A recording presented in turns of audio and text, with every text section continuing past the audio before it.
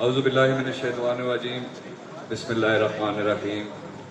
سب سے پہلے میں اسٹیج پہ بیٹھے ہوئے تمام قائدین کو خوش آمدید کہتا ہوں، اور آپ سب کا بےحد مشکور ہوں کہ آپ نے اتنے کم وقت میں ملک حمید اکبر صاحب کی کال پر یہاں پہ 14 اگست کے سلسلے میں ہم لوگ اکٹھے ہوئے ہیں۔ میرے بھائیوں،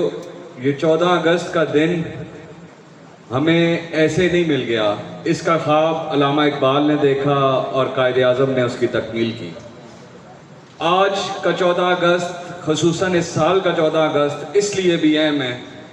کہ یہ ہماری پاکستانی قوم کی خوش نصیبی ہے کہ یہ جو مکہ ایکارڈ سائن ہوا ہے، اللہ کے گھر کی حفاظت کی ذمہ داری اس قوم کے ذمہ آئی ہے، اور یہ بہت بڑی خوش نصیبی ہے۔ میں زیادہ لمبی چوڑی بات نہیں کروں گا، لیکن صرف اتنی بات کروں گا کہ ہماری جو یہ ینگ جنریشن ہے، اس کے بیچ میں جو گیپ پیدا کیا گیا فوج اور اس کے بیچ میں، اب ہمیں اس چیز کی ضرورت ہے کہ ان فاصلوں کو ختم کیا جائے۔ آج اگر یہ افواج پاکستان نہ ہو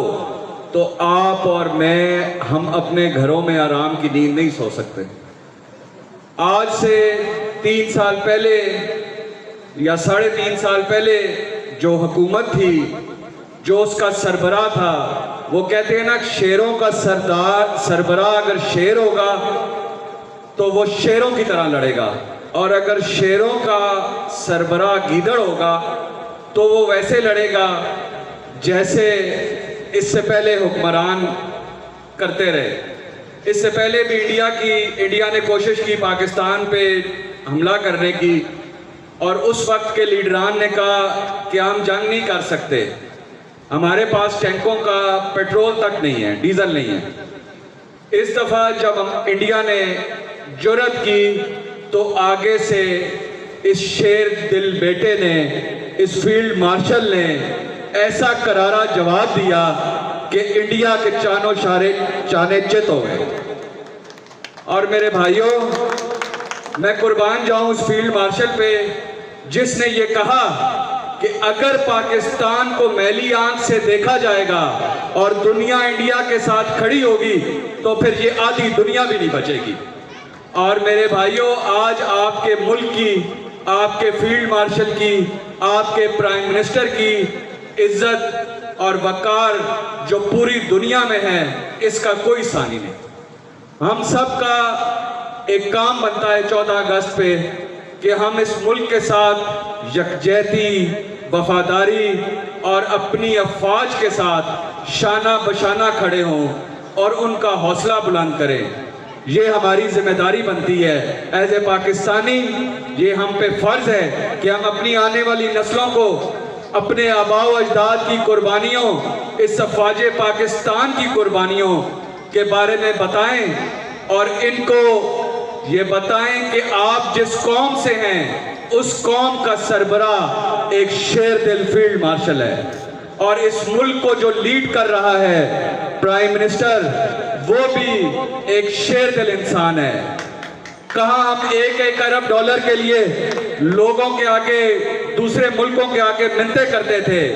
آج آپ دیکھیں کہ آج سپر پاور کے ثالثی آپ ہیں۔ یہ اللہ کا کرم ہے آپ پہ، یہ اللہ کا خاص کرم ہے ہم پہ، اور ہمیں اس کرم کو سمجھنا چاہیے، اپنی حکومت کے ساتھ، اپنی افواج کے ساتھ شانہ بشانہ کھڑا ہونا چاہیے، اور جو بھی ہماری افواج کے بارے میں یا ہمارے لیڈران کے بارے میں اگر کوئی غلط بات کرے گا تو یہ ہمیں برداشت نہیں کرنی چاہیے، اور یہ جو پروپیگنڈا یہ سوشل میڈیا پہ ہماری افواج کے بارے میں کیا جا رہا ہے، اس کو بالکل بھی برداشت نہیں کرنا چاہیے۔ میرے بھائیوں، آج یہ افواج ہے تو یہ ملک ہے، یہ افواج ہے تو آپ ہم اپنے کاروبار، اپنے گھروں میں ہماری مائیں بہنیں عزت سے رہ رہی ہیں۔ اگر آپ لوگوں کو تھوڑا پیچھے جانا ہے تو آپ سوات کے حالات دیکھ لیں۔ مجھے اتفاق ہوا وہاں پہ جانے کا، جب آپریشن کے بعد افواج پاکستان نے وہ ایریا کلیئر کیا آپ اگر ان عورتوں کی ان ماں بہنوں کی باتیں سن لیتے تو جب میں نے بھی سنی تو میرے رونگٹے کھڑے ہو گئے. تو ہمیں شکر ادا کرنا چاہیے کہ یہ ہم ایک آزاد ملک میں رہتے ہیں اور اس ملک کی حفاظت کے لیے ایسی شیر دل افواج ہے. میں آپ سے اجازت چاہوں گا ایک دو نعروں کے ساتھ. پاکستان زندہ باد, پاکستان مسلم لیگ نون زندہ باد, پاکستان کی مسلح افواج پائندہ باد.